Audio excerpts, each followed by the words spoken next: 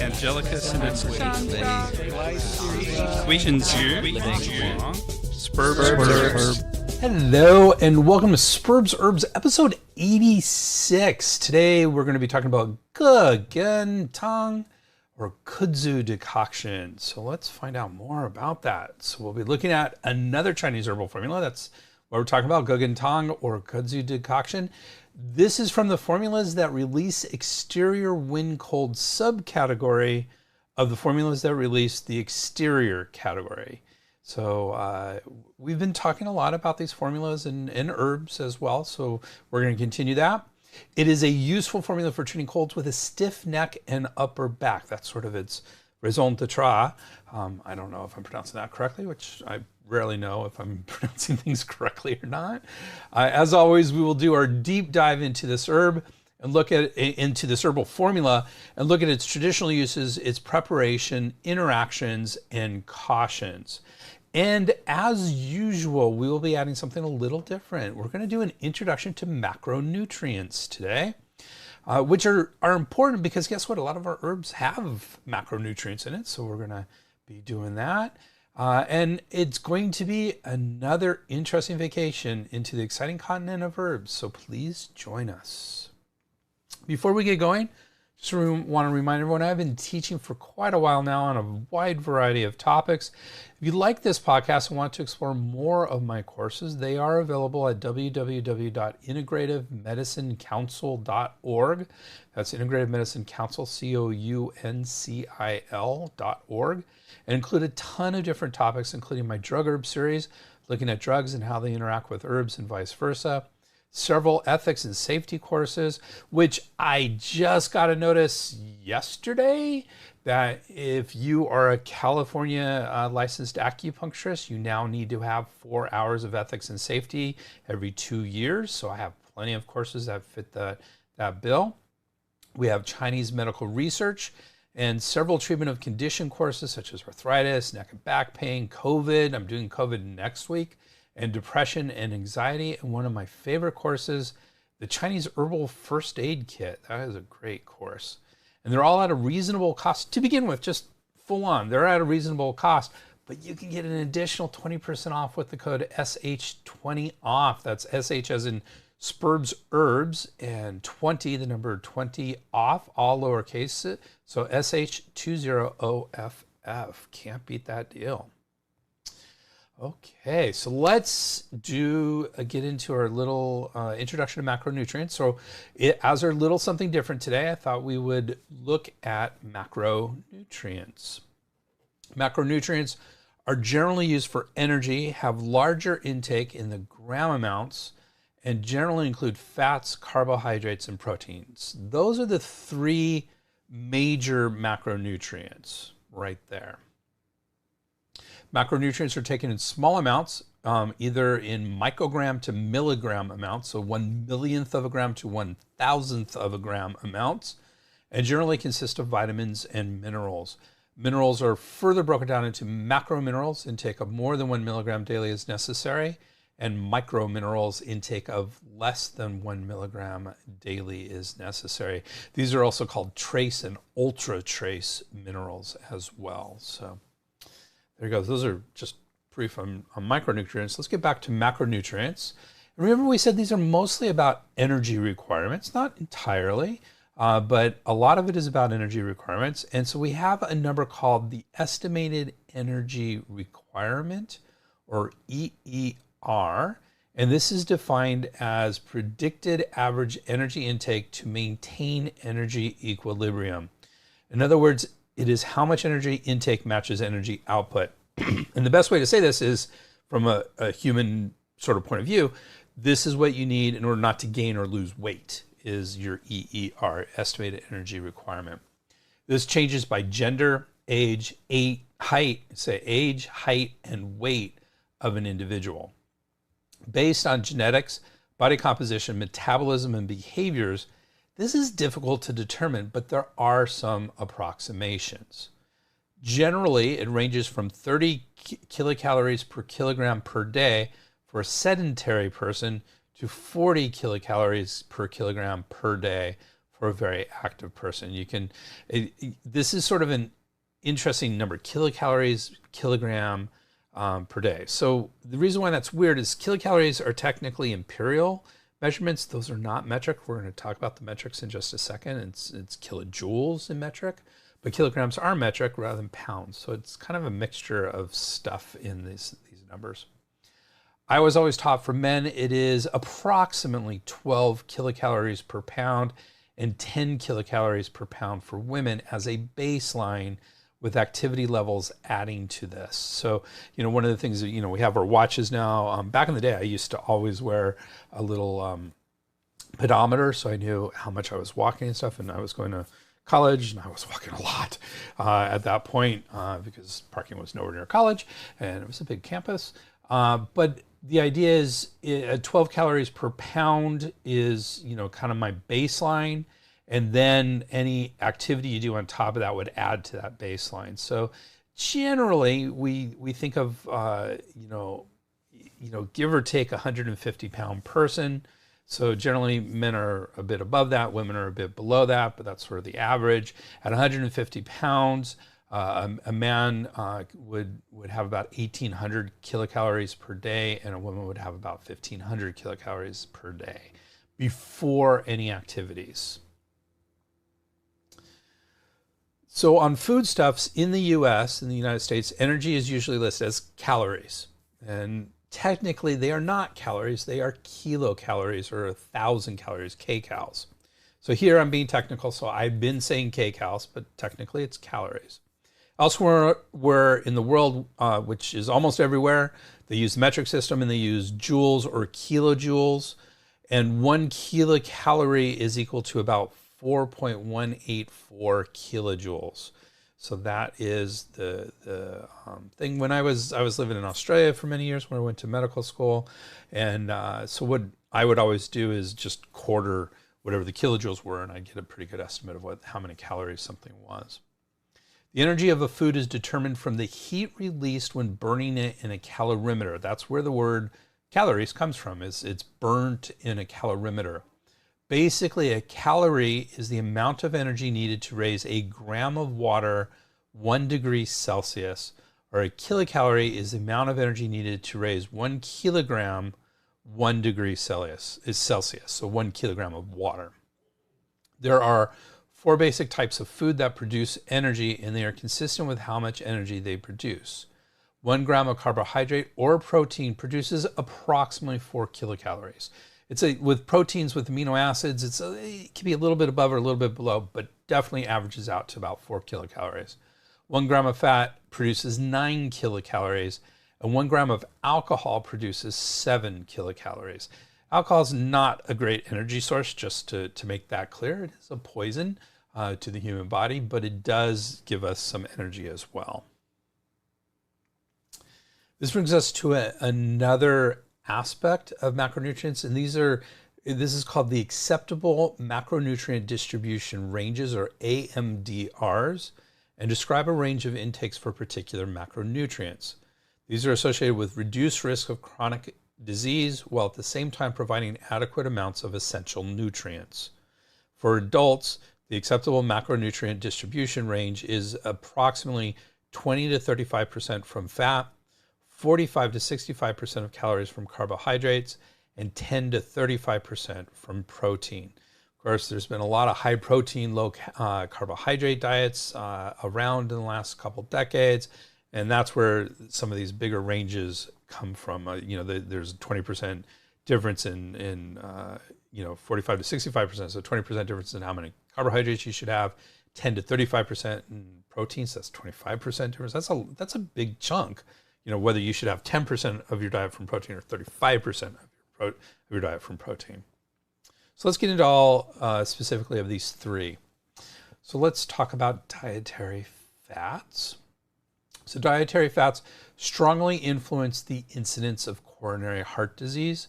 While past health recommendations have been focused on reduced fat intake, current studies show the type of fats are more important than reduced intake. Triacylglycerol, TAG, quantitatively are the most important type of dietary fats. So triacylglycerols I'm not going to get into all the chemistry of this, but those are the most common types of dietary fats we actually have in our diet. We can get into polyunsaturated, monounsaturated, saturated fats. There's a lot more to cover in this, but this is just a brief introduction to these. But generally, when you are looking for healthy fats, you want to be looking at polyunsaturated fats, like a lot of the vegetable oils will be in that regard, and monounsaturated fats like olive oil. That's why olive oil is a very commonly considered a healthy fat. I was just reading an article too saying that full fat dairy products can also be relatively healthy. As an acupuncturist, I'm going to refrain from suggesting that. We have a general tendency to say that dairy isn't good for people from a Chinese medical perspective. I have my doubts about that as just a whole-on prohibition, but we're going to see. There's some interesting stuff coming out. Okay, let's talk about dietary carbohydrates. That's the second type of macronutrient. And this is the primary physiologic role of carbohydrates is to provide energy. And there are three types of dietary carbohydrates. There are simple sugars, which are mono and disaccharides. And when we talk about like that high protein, low carbohydrate diet, these are the types of carbohydrates they definitely want eliminated in that kind of diet.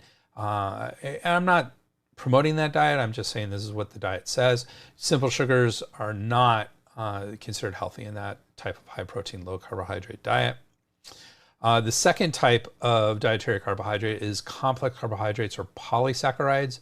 These are primarily polymers of glucose and are starch from plants, glycogen from animals, and can include fiber as well, which is the third type. We're going to talk about that in just a second. So generally these are from vegetables, rather than sugars and stuff. And generally, even with a high protein, low carbohydrate diet, they don't say avoid vegetables. And that is where this would come from. And also within vegetables, often we have the third type of dietary carbohydrate, vegetables and fruits, which is fiber. And fiber is the non-digestible parts of plant polysaccharides and lignin. I think fiber is excellent, and we generally, as people eating a modern diet, need to eat more fiber, so good thing to have. And since it doesn't actually get ingested at all, while it does take up part of carbohydrates, it doesn't actually have any energy promotion properties to it. It does not increase our energy. In fact, it kind of takes it away a little bit because it takes a little bit to move it through the body, but that's not a big part of energy use. And further, we have dietary protein. And the quality of protein is determined by how much of the essential amino acids are in the protein. This is measured on a scale of 0 to 1.00 called the Protein Digestibility Corrected Amino Acid Score, or the PDCAAS, with a 1.00 meaning that after digestion, all of the essential amino acids are present in the protein source. In general, animal proteins have all of the essential amino acids in the appropriate ratio, in other words, high PDCAAS, and are easy to digest. The opposite is true of plant proteins. Most have relatively low PDCAAS values because they do not contain all of the essential amino acids and are more difficult to digest. Soybean protein is the exception to this, as it has a PDCAAS value of 1.00. So people will often say tofu is a really good source of protein, and it can be, but just remember that tofu is mostly water. The proteins it has are great, but there's not a ton of protein in tofu. You have to eat a lot of tofu in order to get enough protein. Love it though. I mean, I think it's a great source of protein, and I do tend to eat it frequently. Often plant proteins are combined with other plant proteins to make a more complete protein. Examples include combining beans and rice or wheat and kidney beans in order to get closer to that 1.00 PDCAAS value. And that is a brief overview of macronutrients. And so without further ado, why don't we get into today's discussion of our herbal formula. And we're going to be talking about Gēn Tāng Kudzu Decoction. And Gēn Tāng is simply the name of its chief ingredient, which is Gēn. So this technically just means Kudzu Decoction or Gēn Decoction.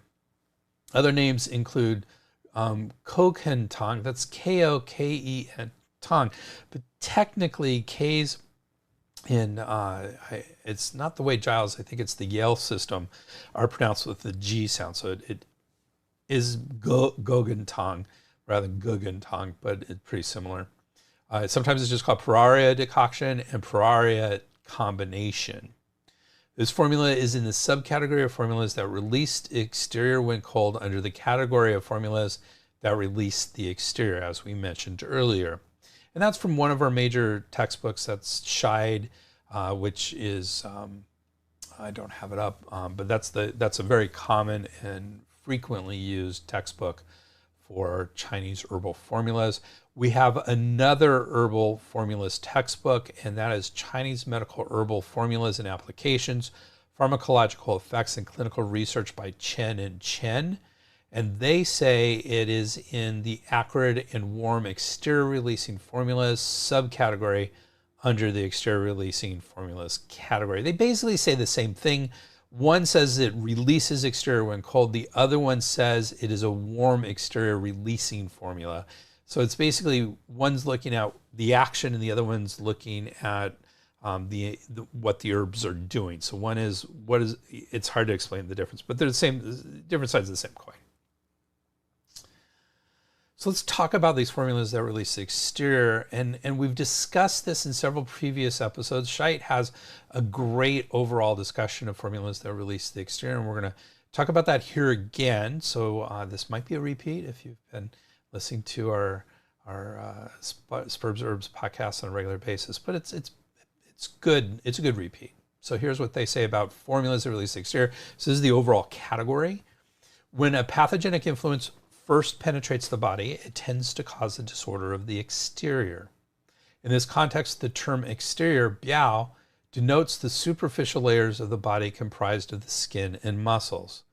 These are perfused by the body's protective qi, which is fierce and hot in nature, and whose task it is to warm and defend against penetration into the body by external pathogens. If a pathogenic influence lodges in this aspect of the body, it not only obstructs the normal physiological diffusion of qi and fluids there, but encourages the body to move more protective qi toward the exterior in an attempt to push out the invading pathogen. For this reason, exterior disorders are characterized by fever and chills, indicating obstruction of normal physiological warming, even as protective yang in the exterior tends towards excess. Head and body aches, indicating obstruction of qi and fluids in the most yang, i.e. exterior portions of the body, and a floating pulse, indicating the movement of protective yang toward the exterior. Since wind is the vehicle by which other external pathogenic influences enter the body via the exterior, it is involved in most exterior disorders, especially those involving cold and heat. Thus it is said that wind is the leader of the 100 diseases, feng wei Bai Bing Zhijiang. The symptoms associated with an exterior disorder indicate that the body is actively trying to overcome obstruction of the qi dynamic by one or more of the 6 pathogenic influences. Treatment in Chinese medicine seeks to support these physiological reactions through strategies that release the pathogenic influence from the exterior, jie biao. For this purpose, one deploys light, acrid, moving herbs that unblock obstruction, diffuse the protective qi, and disseminate fluids to vent pathogenic influences back toward the outside. No other strategy will prevent the pathogenic influence from penetrating more deeply into the body. Often, but not always, this results in sweating. This type of sweating indicates that an obstruction has been overcome and that the qi and fluids can once again stream to the surface of the body. Like the flow of water that breaks through a dam, the sweating may initially be pronounced, especially if a very acrid and warming formula is used. However, the profuse sweating should quickly abate as the body finds its physiological balance. For this reason, releasing the exterior is often equated with inducing sweating.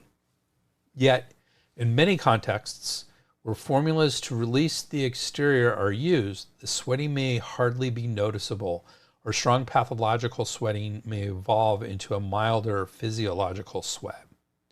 This is because the ultimate goal of these formulas is not to promote sweating, but to unblock and restore order to the flow of qi and fluids.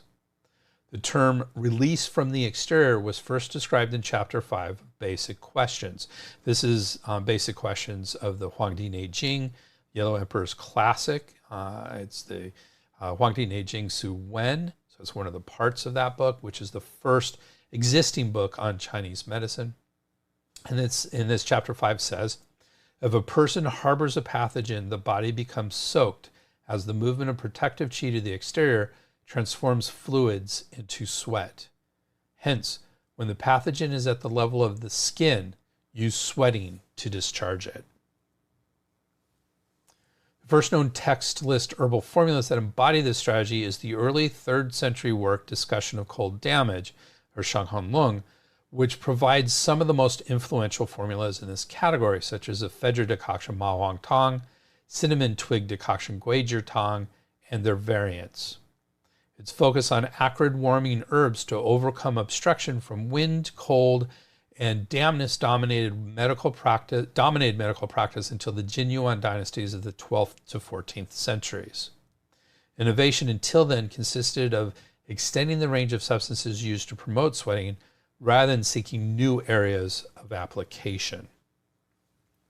This changed in the 12th century with Liu Wansu's focus on heat pathogens, which led to the idea that heat in the exterior can occur there directly rather than being due to constraint caused by cold. Venting such heat requires the use of acrid cooling substances, which do not necessarily promote noticeable sweating. The treatment strategies and formulas composed by 17th and 18th century physicians like Ye Tianshi and Wu Tang who are associated with the warm pathogen current are most emblematic of this approach. Other innovations stemming from the Jin Yuan area are the combination of exterior venting with tonifying herbs to treat exterior excess combined with deficiency of qi, blood, or fluids in the interior, and the use of herbs to dispel pathogens from specific channels and their associated surface regions. Sweating is the first of the 8 methods of treatment formulated by the 18th century physician Cheng Guopeng, underlining its importance in clinical practice. Yet many practitioners continue to underrate this method. This is unfortunate because the odds of preventing the development of a serious condition are always better when intervention occurs at the early stage of an illness. It is best to treat diseases at the level of the skin and hair. The next best is to treat them at the level of the muscles and flesh. Next best is to treat them at the level of the sinews and vessels. The next best is to treat them at the level of the 6 yang organs. The next best is to treat them at the level of the 5 yin organs. When treating at the level of the 5 yin organs, half the patients die and the other half survive. And this is from that Basic Questions, the Huangdi Neijing Su Wen, Chapter 5.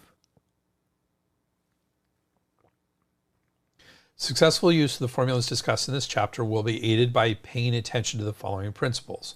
First, accurate diagnosis is essential. If an interior disorder develops before the exterior has been released, the practitioner must choose between releasing the exterior first or treating the exterior and interior simultaneously. The formulas in this chapter are inappropriate for treating disorders solely of the interior, expressed rashes, or edema due to deficiency. Likewise, it is important to be clear about the precise nature of the pathogenic influence to be released, as this determines the choice of formula. One must also be cognizant of the type of sweating to expect from a particular formula. So that was the first of the principles. The second, most of these formulas should be cooked briefly. They treat acute disorders and are prepared as decoctions or powders. They contain substances that are light and volatile in nature, which, if subjected to too much heat, lose their efficacy. Third, formulas taken hot after meals will provide the best results. Sweating is further encouraged by instructing the patient to bundle up after taking the medicine. As the goal of sweating is not sweating itself, but to assist the function of the protective qi, only a slight sweat over the entire body is needed to release the exterior. Excessive sweating dissipates the qi and fluids. And finally, fourth, the formula and dosage should be adjusted to the individual's constitution, local climate, and season. For example, a person who sweats easily, lives in a warm climate, and contracts an illness during the spring or summer requires only mild treatment. On the other hand, a person who does not sweat easily, lives in a cold climate, and contracts an illness in the autumn or winter requires stronger treatment. So that was formulas that release the exterior. Let's talk a bit about the subcategory formulas that release exterior when cold. Shayad et al. Continues to describe the subcategory. When cold disorders are marked by fever and chills predominant. Head and body aches, clear or white secretions, nasal discharge sputum, and a floating pulse.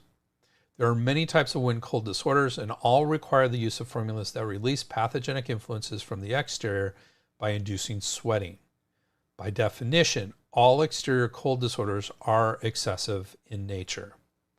Depending on the body's defensive reaction, two major types can be differentiated in practice: cold damage, shanghan, and wind attack, shongfang. Cold damage is characterized by a strong defensive reaction to a strong pathogen. Cold blocks the circulation of protective qi and fluids in the outer layers of the body and closes up the interstices and pores, which prevents sweating. Meanwhile, internally, the constraint of protective and nutritive qi causes high fever and severe body aches. Patients displaying this pattern require a formula that strongly induces sweating. If the defensive reaction is characterized by disorder and disruption rather than complete obstruction, it is termed wind attack. In this case, although there is sweating, the condition does not improve. This is because the protective qi is unable to expel the pathogen. Treatment still requires sweating, but it must be accomplished by appropriate regulation and harmonization of the relationship between the protective and nutritive qi, so the sweating will achieve the goal of expelling the pathogen. The lungs focus on the skin and surface of the body and govern the dissemination and clarification of qi. Cold, externally contracted diseases often enter through the skin and disrupt the downward directing functions of the lungs with such symptoms as cough and nasal congestion. Because cold has a tendency to congeal, which can lead to headaches and body pain from constraint and stagnation of the nutritive aspect, often warm, acrid, exterior-releasing herbs are matched with those that invigorate the blood and unblock the vessels. The tendency of cold to cause contraction also affects the fluids, transforming them into dampness or phlegm. So that is an overview of these category and subcategory of herbs. Let's get into this actual herbal formula itself with talking about its Chinese medical actions. And Scheid et al. Say this formula releases the exterior and muscle layer and generates fluids. So that's pretty straightforward, not a whole bunch, that's pretty straightforward medical actions. Chen do not have specific actions for this formula. But they say it does have specific actions. They do have specific actions to this formula. And they say it releases the exterior and muscle layer and promotes generation of body fluids. So that's the actions. The indications get a little bit more in detail. So let's talk about the Chinese medical indications. And Shai gets into more depth here. Shai et al., his team, say this formula can be used for fever and chills without sweating, stiff and rigid neck and upper back. That's kind of the key symptom here. A thin white tongue coating and a floating tight pulse. This is one type of externally contracted wind cold affecting the greater yang warp. So, we have something in Chinese medicine called the 6 stages, which is a description of how cold attacks the body. And we have another one for heat attacking the body called the 4 levels.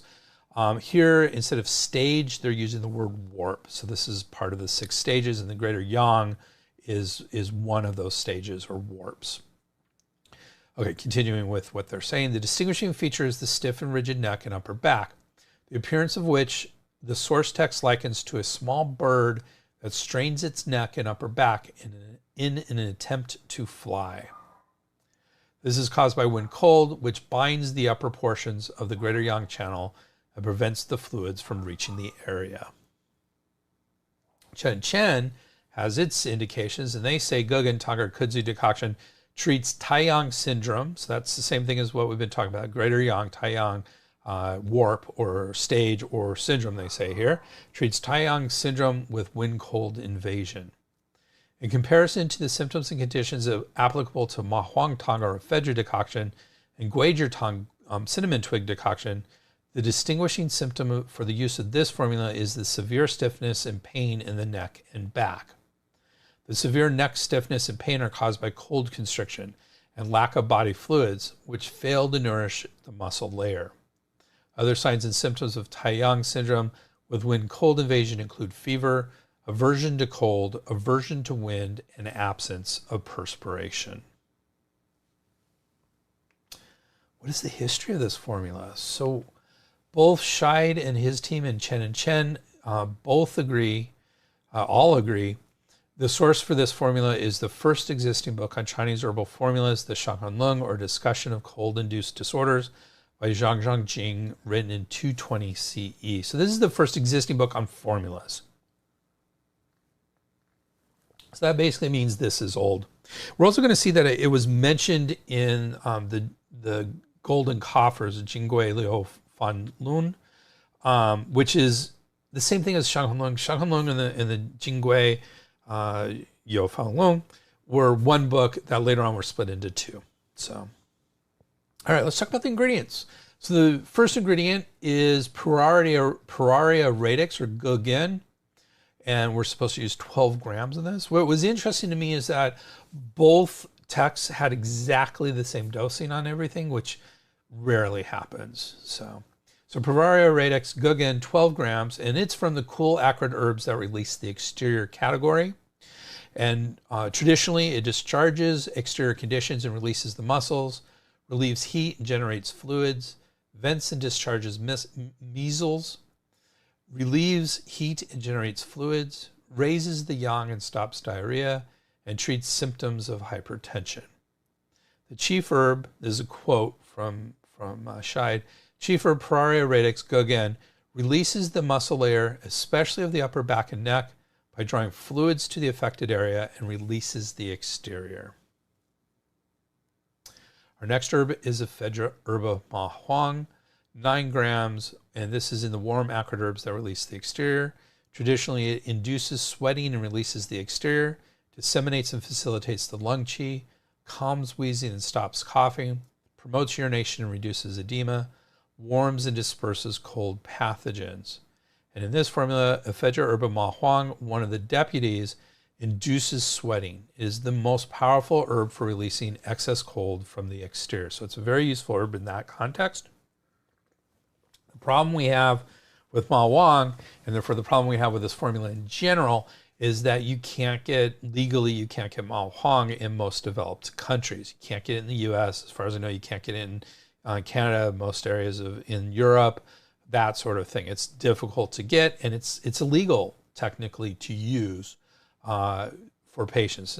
Do I use it? Yes, for myself. I wouldn't use it, maybe my close family, but I wouldn't use it on patients personally. I think when used properly, it's a safe herb, but you look at the literature, you understand why it was banned. There have been a lot of deaths attributed to Ma Huang and seem to be legitimately related to their deaths. But I also would say the reasons why they were using it was inappropriate, like for weight loss, and they were using, if little's good for weight loss, more is better, that sort of mentality, and they all had heart conditions. But the bottom line, it's difficult to get, and there's not really a great substitute for it. So kind of minimizes the effectiveness of this formula, unfortunately. But it's still important for us to understand it. The next herb is Cinnamomum ramulus or Guager. We're using 6 grams, and this is also a warm acrid herb that releases the exterior. And traditionally, it releases the exterior and assists the yang, warms and unblocks the channels and collaterals, warms the yang and transforms thin mucus, assists the heart yang and unblocks the yang qi of the chest, warms the channels, vessels, and collaterals, and warms the middle and directs turbid yin downward. It's a great herb. It's cinnamon twig is what it is. The other deputy, Cinnamon ramulus Guager, helps the chief herb release the exterior and muscle layer. One of my favorite herbs, and tasty at that. Next herb is Paeonia radix alba, or Bai Xiao, and we're using 6 grams. And this is in the category of herbs that tonify the blood. So that's a different category than what we've been talking about. Traditional features, it nourishes the blood, regulates menses, calms and curbs liver yang, preserves yin, adjusts the nutritive and protective levels, and alleviates pain. So traditionally, I mean, when you look at the formula, it actually doesn't say Bai Xiao, Paeonia radix alba. What it actually says is Paeonia radix, or Xiao Yao, is listed as the ingredient. However, Paeonia radix alba Bai Xiao is the type of Paeonia radix Xiao Yao that is generally used. That's a quote from the Shida et al. So Xiao Yao is sort of a general term. There's red peony and white peony, and it can indicate either of them. So generally, when you see Xiao Yao, it's more of a tendency towards Bai Xiao, the white peony. And in this form, the Paeonia radix alba Bai Xiao, one of the assistants, preserves the yin by preventing the exterior releasing herbs from causing excessive sweating. Together with Cinnamomum ramulus guizhi, it regulates the protective and nutritive qi and assists in the expulsion of the pathogenic influences. Our next herb is Singiberris rhizoma recens, or Shenjiang, and we're using 9 grams of that, and it is in the warm acrid herbs that release the exterior category. It releases the exterior and disperses cold, warms the middle burner and alleviates vomiting, warms the lungs and stops cough, and resolves toxicity. The other assistants, Singiberris rhizoma recens, Shenjiang, and Jujube fructus dazao, which we're about to mention, regulate the protective and nutritive qi and harmonize the stomach, protecting that organ from injury. And here is that Jujube fructus dazao, and we're using 12 pieces, though 4 pieces are generally used in modern times. And it's in the category of herbs that tonify the qi. Tonifies the spleen and augments the qi, nourishes the blood and calms the spirit, moderates and harmonizes the harsh properties of other herbs. We used to call dazao, jujube, and the fresh ginger, shenjiang, with licorice, gancao, which is our next one. We used to call those the 3 amigos in Chinese medical school. They're in a lot of formulas, and they harmonize and help kind of make sure, as it says here, moderates and harmonizes the harsh properties of the other herbs. So those are often put in herbal formulas. And that brings us to our last ingredient, which is that Glycericerae radix preparata, Zhigancao. So this is actually honey fried licorice, and we're using 6 grams of it. And this is also in the herbs that tonify the qi category. And it says this herb is prepared with honey, which significantly increases its ability to tonify the middle, augment the heart and spleen qi, and harmonize the properties of other herbs. The envoy, Glycericerae radix preparata Zhigancao, harmonizes the actions of the other herbs. Together with Paeonia radix alba, or Bai Xiao, it also relieves muscle spasms and is therefore useful in the treatment of neck and back stiffness. So it's a useful herb here. Preparation. According to Scheid and his team, the source text advises to place Pararia radix Gēn and Ephedra herba ma huang in about 10 cups of water and decoct until 8 cups remain. Then add the other herbs and decoct until 3 cups remain. However, this practice is rarely followed at the present time, and the formula is decocted in the normal manner, which means you put everything into it, you boil it for a while, and then you strain it, and then you put more water and boil it again. That's one way. There's a lot of different ways to prepare decoctions. We've talked about them in the past. Commentary. As usual, Scheid and his team has an excellent commentary about this formula. And here it goes. In discussion of cold damage, paragraph 32, it is noted that this formula can also be used for simultaneous greater yang and yang brightness warp disorder with diarrhea. This is usually explained by the formula's ability to help the stomach qi rise while simultaneously releasing the exterior. In Essentials from the Golden Cabinet, Jingui Yao Lue, it says circa 200. Again, this is the same book as the Shanghun Lung, the discussion of cold damage. It was split apart later on in the history. So in Essentials from the Golden Cabinet, this formula is indicated for a greater yang warp disorder in the absence of sweating and scanty urination. This is a condition of exterior excess in a person with deficient fluids. In this case, the qi pours upward into the chest and prevents one from opening the mouth to speak. This formula may also be used in treating the transitional stage between acute and chronic rhinitis, runny nose, or sinusitis, characterized by mucosal swelling, congestion, and sensitivity to dust and cold drafts. For this reason, some practitioners use the formula as a foundation in formulas that treat allergic rhinitis. Deng Xiaoxian, a prominent modern physician from Chengdu, uses this decoction for chronic pediatric diarrhea with considerable success. It is also very effective for acute stiff neck. Chen also has a commentary on this formula. Gēn Tāng Kudzu Decoction treats Taiyang syndrome with wind-cold invasion. In comparison to the symptoms and conditions applicable to Ma Wang Tang, ephedra decoction, and Guizhi Tang, cinnamon twig decoction, the distinguishing symptom for the use of this formula is the severe stiffness and pain in the neck and back. We already mentioned that. The severe neck stiffness and pain are caused by cold constriction and lack of body fluids, which fail to nourish the muscle layer.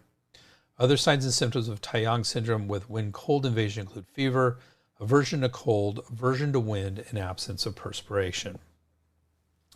Gēn Tāng is formulated by adding Gēn, radix Pararia labate, and Ma Huang, herba ephedra, to Guizhi Tang, cinnamon twig decoction. Gēn, however, acts as the chief herb. It promotes generation of body fluids and relieves muscle stiffness. Ma Huang, herba ephedra, and Guizhi ramulus cinnamomum release wind and cold from the exterior. Also, the sweet and acrid properties of Guizhi ramulus cinnamomum help to relieve body aches and pains. Bai Xiao, radix peony alba, the deputy herb, consolidates the interior yin and body fluids of the body. Used together, Guizhi ramulus cinnamomum and Bai Xiao, radix peony alba harmonize qi at the wei or defensive and yin and nutritive levels.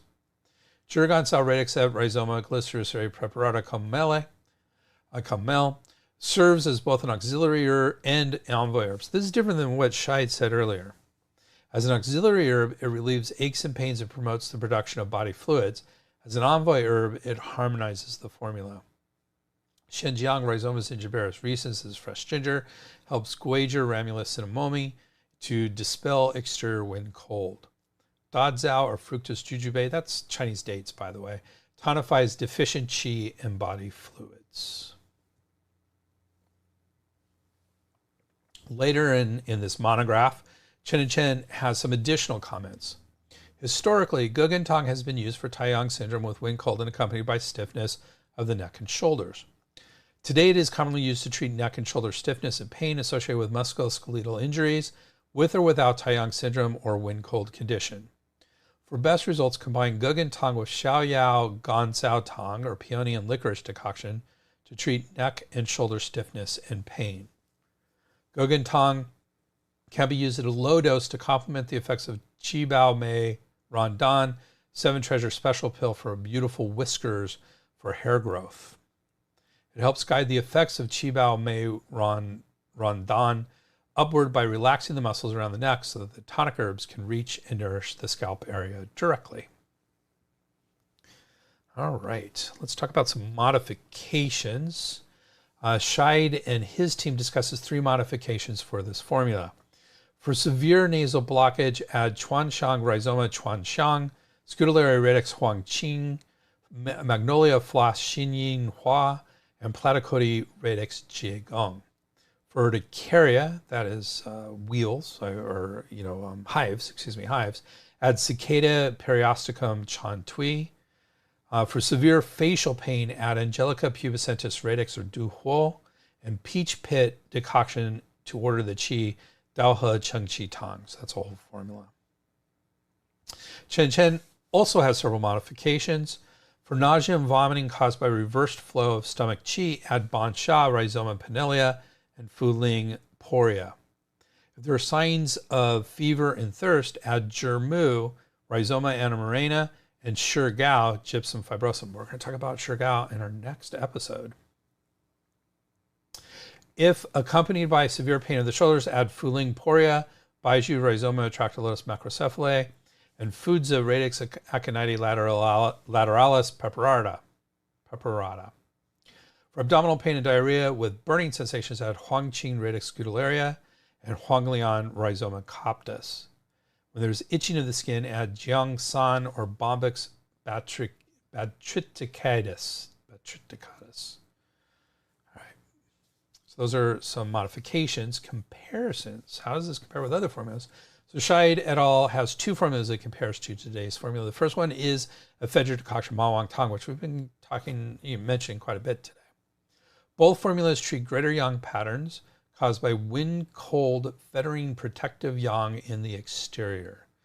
The difference is that ephedra decoction Ma Tang treats patterns where this constraint is affecting the dispersion and downward directing of lung qi, leading to coughing and wheezing. Kudzu Decoction Gēn Tāng, on the other hand, treats patterns where the constraint is affecting the dispersion of qi and blood in the yang, brightness channel, manifesting a stiff and rigid neck or other yang brightness channel symptoms. Kudzu Scutularia and Coptis Decoction, Gēn Huangqing Huanglian Tang. Both formulas are used for treating acute diarrhea. However, Kudzu Decoction Gēn Tāng releases cold from the exterior while it is still in the greater yang warp, while Kudzu Scutularia and Coptis Decoction Gēn Huangqing Huanglian Tang clears heat after the pathogenic influence has advanced into the interior. Biomedical indications of this formula. So Scheid and his team say, with the appropriate presentation, this formula may be used to treat a wide variety of biomedically defined disorders. These can be divided into the following groups. Problems characterized by neck and back pain, including the common cold, cervical spine disease, torticollis, periarthritis of the shoulder, lumbar disc disease, and lumbar strain. Problems affecting the head, including trigeminal neuralgia, cerebral vascular insufficiency, hypertension, cerebrovascular disease, otitis media, so that's an ear infection, gingivitis, sinusitis, allergic rhinitis, tonsillitis, and iritis, that's inflammation of the iris of the eye. And finally, acute digestive problems, including acute enteritis and bacillary dysentery. Chen say this formula has many pharmacological effects, including being antibacterial, antiviral, antipyretic, which means it reduces fever, anti-inflammatory, immunostimulant, so it helps the immune system, hepatoprotective, it protects the liver, and helping the cardiovascular system, including being positively chronotropic and inotropic. So positively chronotropic means it speeds up the beating of the heart, and inotropic means it increases the strength of the contraction of the heart. These were mostly based on animal and in vitro studies, so take them with a grain of salt, because just because it does something in an animal doesn't mean it's going to, or in a test tube doesn't mean it's going to happen in humans. But now we talk about the science behind this, and Chen has a good list of clinical studies. So these are things that actually did happen in humans, though a lot of them are not statistically valid. We'll talk about that as we go along.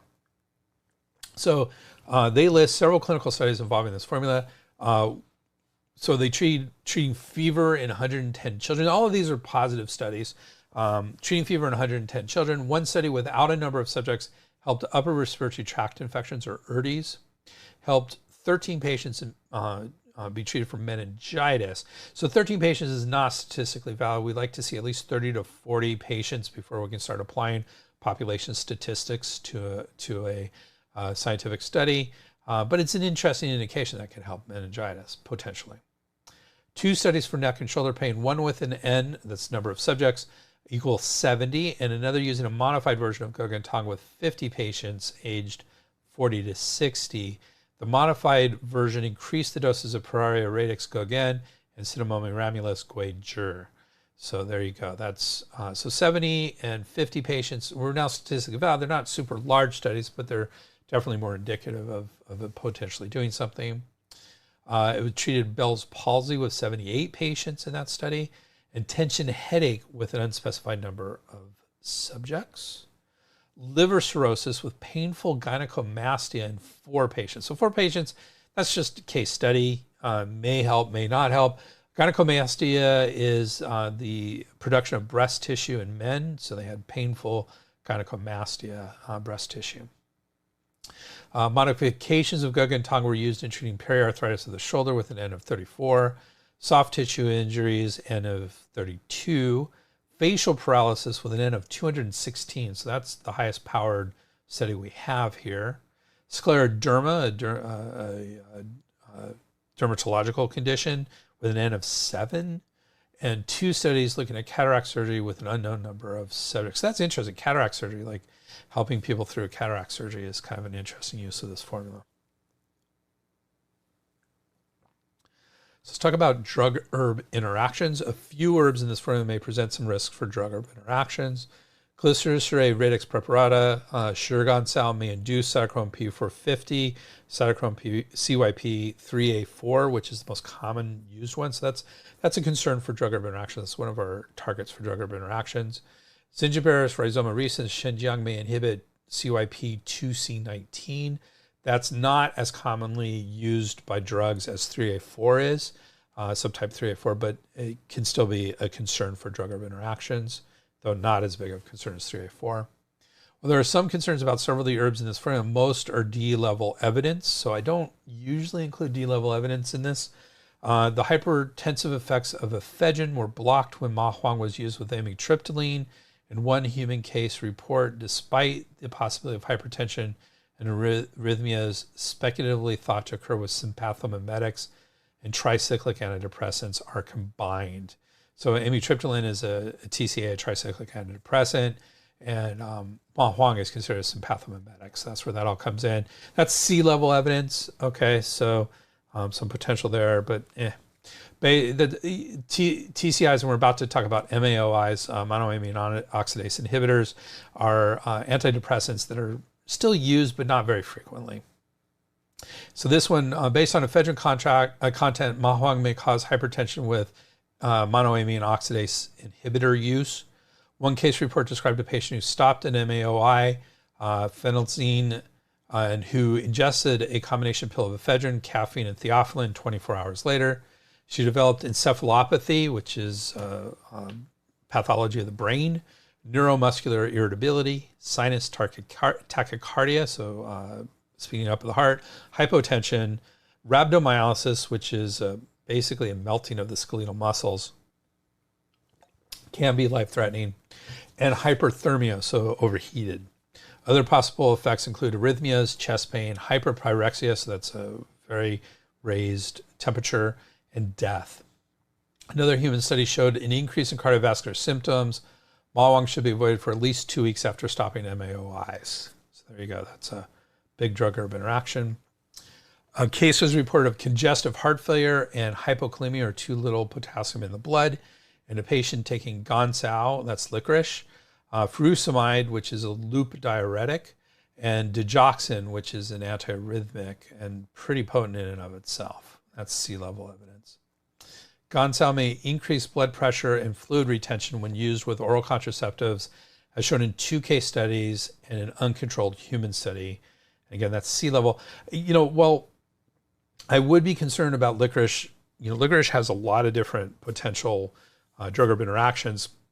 Generally, when used in our formulas, a lot of the negatives of licorice are balanced out. So I'm not horribly worried about that kind of interaction happening here. But we need to take it into account. So we just did. Concerns. So Scheid et al. Did not have any cautions or concerns about this formula, which is interesting. It has Ma Huang, so right there, and we're going to see that Chen and Chen do have concerns, in particular about Ma Huang. So Chen and Chen do have some concerns. Under the heading of toxicity, they say Gēn Tāng is relatively safe even at a high dosage. No side effects or toxicities were observed following oral administration of this formula at 2.5 grams per kilograms in mice. Furthermore, adverse reactions were not observed following oral administration of this formula to mice at a dosage equivalent to 17 times the normal adult human dose. So right there, I mean, that's useful and it helps us figure out that it's probably pretty safe, but mice are not humans. And so we have to be cautious about that. However, in humans, administration of this formula in extract at 7.5 grams per day was associated with mild nausea, vomiting, fatigue, and constipation. So maybe some stuff had higher doses. Mentioned under the heading of cautions and contraindications, also say to refer to the formula Ma Huang Tang of Kudzu Decoction, and there they have a lot to say. Because basically all the herbs that are in here are also in Ma Huang Tang, in addition to a few others. So basically, as we discussed, Ephedra herba Ma Huang is banned in most developed nations because of concerns about its safety. This passage sums it up. This is from Chen Chen. Ma Huang Tang is extremely acrid and warm, and if used incorrectly may induce profuse perspiration and damage the qi and yin of the body. Therefore, it should only be used in conditions having all of the following characteristics: wind, cold, exterior, and excess. There you go. So that's the concerns. And that's it for this formula. So that was today's formula, Gēn Tāng or Kudzu Decoction, a useful formula for treating colds or external attacks with a stiff and rigid neck and upper back. And I got to say, one of my things is every once in a while I'll wake up and my neck's out. And so, and I go to the chiropractor and he can't quite get it. This might be the formula for me to take when I have that happen. It doesn't happen often. It usually happens every few years under conditions of extreme stress. It's been a long time since I've had that level of stress. But if it happens again, I'm going to consider taking this formula for that. We started by introducing macronutrients and their role in our health. And then we got into the formula, including its ingredients, commentary, science, our concerns and cautions, as well as its potential drug interactions. All in all, another exploration of a fascinating and useful Chinese formula. In 2 weeks, we are going to be looking at another single Chinese herb, Shi Gao, Gypsum fibrosum, or just gypsum. This herb is in the Chinese medical subcategory of herbs that drain fire and is among the coldest herbs in the pharmacopoeia. It is useful both internally to cool various heat conditions as well as topically in many dermatological conditions. As usual, we will explore all the intricacies of this herb as well as an explanation of its category. And as always, we will look at something a little different. Join us in 2 weeks for another interesting episode. Thank you very much for joining us today. If you like this podcast, please do us a huge favor. Subscribe to our podcast in your favorite podcast app. We really appreciate it, and thank you in advance for even considering it. And remember, you can get CU's Continuing Education Units and National Certification Commission of Acupuncture and Oriental Medicine professional development activities at www.integrativemedicinecouncil.org. That's Integrative Medicine Council, COUNCIL.org. And don't forget that 20% off with the code SH20OFF. Spurbs SH20 off. You can always get in touch with me at drgreg@spurbsherbs.com or at our website, www.spurbsherbs.com. And as usual, we have our bibliography. Thank you very much. Spurbs Herbs. The proceeding was presented by Dr. Greg Sperber. We would like to thank Janelle for all her support and everybody else who contributed to this program. Janelle. Timothy Nick Dobbins. Rogers. Campbell.